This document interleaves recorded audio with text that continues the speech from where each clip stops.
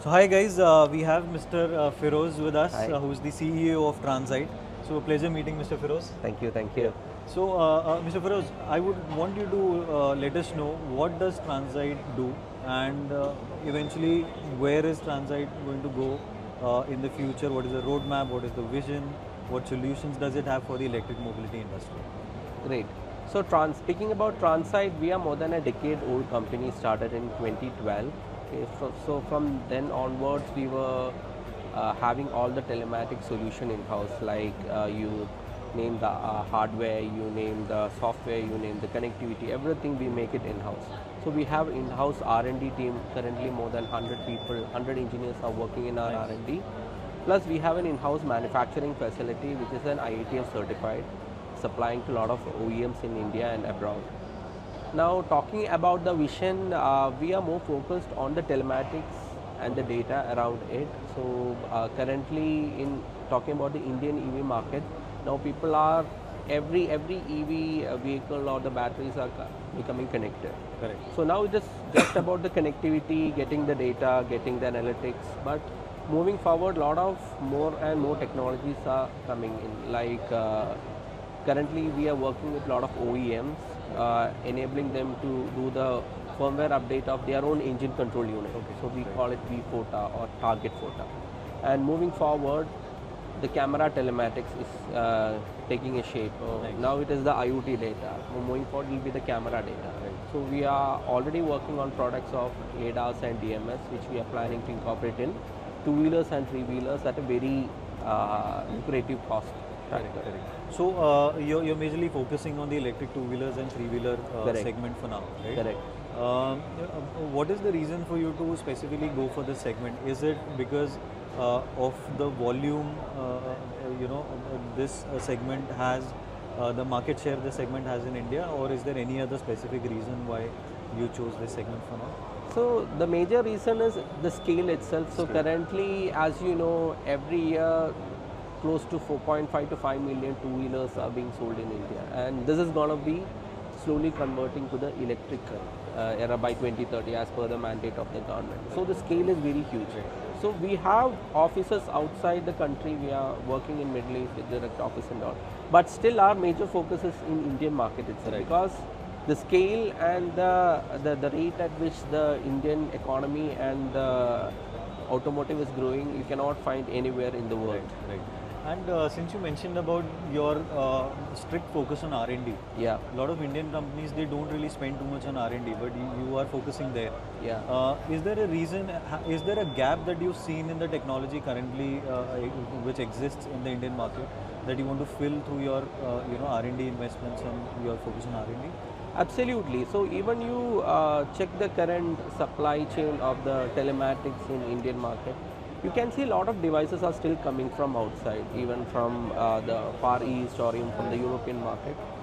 The reason being, there is no, the customers still think that there is no a good Indian company which has got the technology capability to compete with these companies. Right. So that is where we focus on. So we completely focus on the research and development of the devices as well as the technology, so that we are giving the confidence to our customers that everything is possible in India with us. Correct. Great. And since you make the hardware and you are also involved in the software integration part, so does it help you in giving a better pricing or a better control on the data on the devices, or how does it help you to get a, let's say, a customer on board? Are they more convinced because you are involved in software, hardware, the whole ecosystem, so they get the whole package? Is that your USP, or what exactly would you? So as far as telematics solution is concerned, there are three parts. One is the hardware, second is the software, third is the connectivity. Connectivity is as important as the device. So we give everything in a single platter. So we have a sister concern which makes eSIM, embedded SIM cards with multi-profiles. So when a customer comes to us, what we offer them is a full solution. You don't have to go anywhere for your telematics or data problem. We will give you a hardware, we will customize the devices for you, software we will customize it for you, and the connectivity also you can use our eSIM solution, where you can do the production and do the activation later according to your convenience. Like, India is a very big country. Not all operators are having connectivity across the country.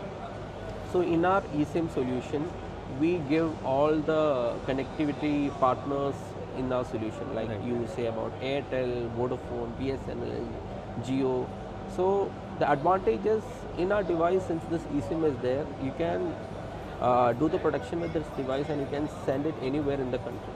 So, and while the activation happens at the customer end, he has the liberty to choose which network he wants to do. Right. So even the tier 2, tier 3 market also opens up. Correct. Because of the connectivity. And as far as the customer is concerned, they just have to talk to us.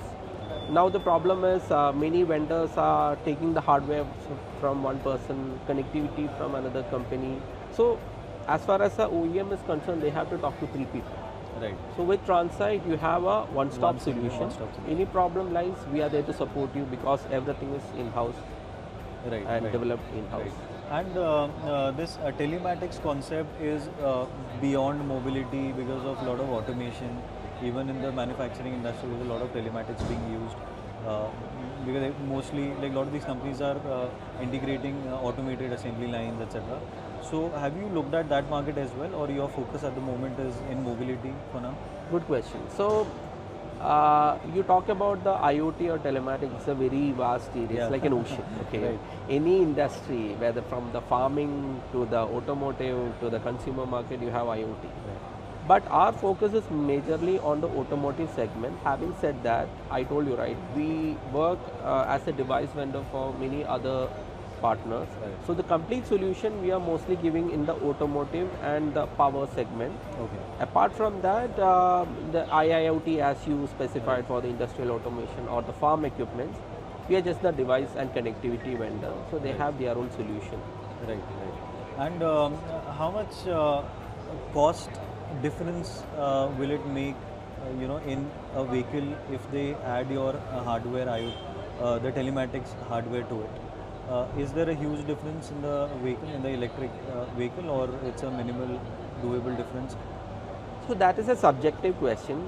So I can put it like this: for a two-wheeler, which is a budget two-wheeler below 1 lakh, maybe they can have our solution with a 1.5 or 2% of the vehicle cost.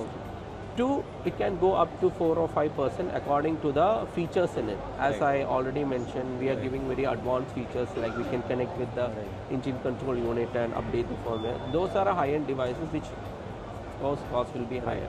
Depends on the manufacturer, which way they want to implement it. And your current target is getting the OEMs on board who are focusing on adding this feature and passing it on to the end consumer, or is it B2B at the moment, like you want to give this feature for the benefit of the OEM, not the end consumer, or both? So where do you keep your positioning? What is your position? So I will answer it in a different way. Our current focus is to build partnerships with the OEM, because the solutions or the value which we pass on through our product has got advantage for the OEM as well as for the end customer. Because as far as the OEM is concerned, they have the complete analytics of their battery, of their vehicle. Of course, they can pass on the relevant data to the sales point, the dealers or distributors. Now, as far as the customer is concerned, they have the complete information of the vehicle, like the complete telematics data, plus some with advanced features like camera data or the cluster part. So the OEM can decide if they want to pass on as a feature to the consumer or not. Correct. But your idea is to give this feature a package to the OEM. Exactly. Right, makes sense. So it's like a plater, you can choose whatever you want, or the full plater. And what is your thought on going international beyond Indian boundaries? Do you have it in your roadmap to go in any other specific countries, target any other countries? So we already have an office in Saudi Arabia. Okay. So currently our office are in India and Saudi Arabia. So we are catering the Indian markets, the Middle East market and the African market. So our idea is, of course, go beyond the boundaries of the country or the territories which we are already there. But as I said, India itself is a big market. So there are a lot more to explore. Correct. So that is our priority. but slowly we are planning for the other countries also. Great. So great interacting with you. Thanks a lot for your time. Thank you.